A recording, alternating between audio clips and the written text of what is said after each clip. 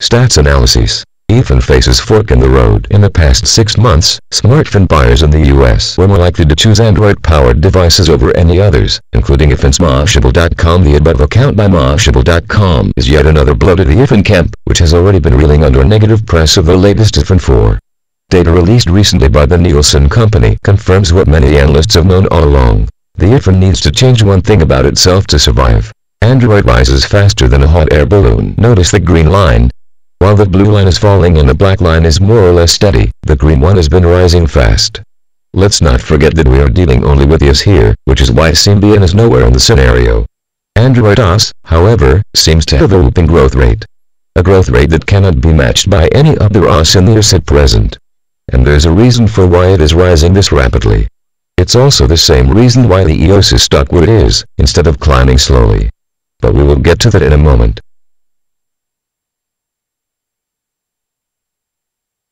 6 months. A dream run. 32% smartphone buyers in the US have chosen Android over the last 6 months. iPhone might be all glitzy and glamorous, but its 4th iteration had its shortcomings. BlackBerry OS's share only fell further after the lackluster Torch. Both of these companies have made a mistake that Android has capitalized on. And it will continue to do so till the time these manufacturers get their game together to compete against the platform. The iPod story. The Nokia strategy.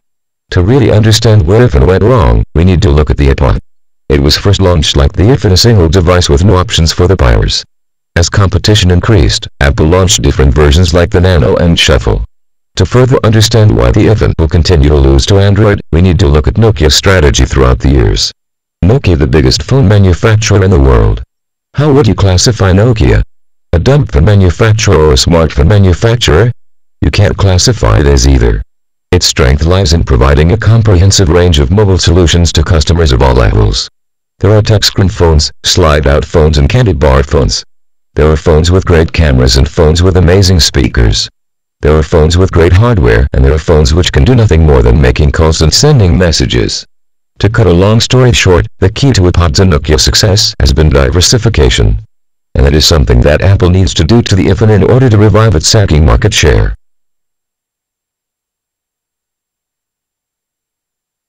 Tommy Ahonen speaks his mind. In a 10,000-plus word article, Tommy Ahonen speaks his mind about how the iPhone can benefit from diversification.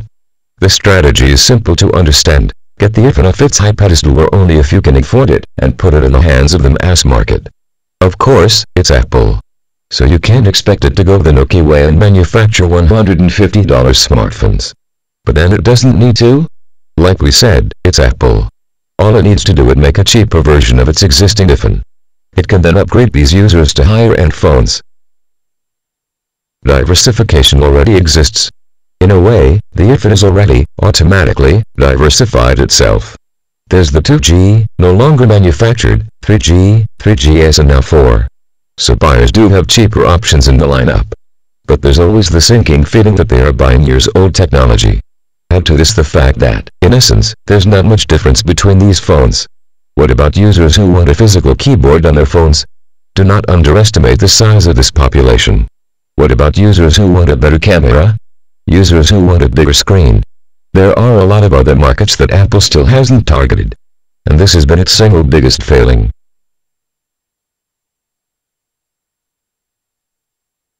And one more thing, in typical Steve Jobs style, we couldn't resist that. The biggest problem with having only a single model is what happens when it fails. Like we saw with the iPhone 4 this year, even Apple is not immune to making failed devices. Issues with the antenna, the screen, the back glass all have tainted the iPhone 4's reputation. And Apple has nothing to fall back on. It doesn't have an iPhone 4 Nano that it can promote instead of the iPhone 4. But Apple, of course, is no fool. We are sure of it. Apple realizes just as well as the bloggers and analysts that the key to future survival will be diversification. They simply cannot sell the iPhone as fast as Android if they have one phone competing against an entire army of devices. The question, then, is not whether Apple will diversify the iPhone range. The question, rather, is when. Apple doesn't seem to be doing the iPhone's market share any favor right now. The only thing people look forward to is a possible rise in launch in the near future. However, even that can carry the iPhone only so far. Once iPhone lovers rise and get the iPhone, Apple will have to diversify the range. iPhone is about to reach a fork in the road. And that day, one can hope, isn't too far off.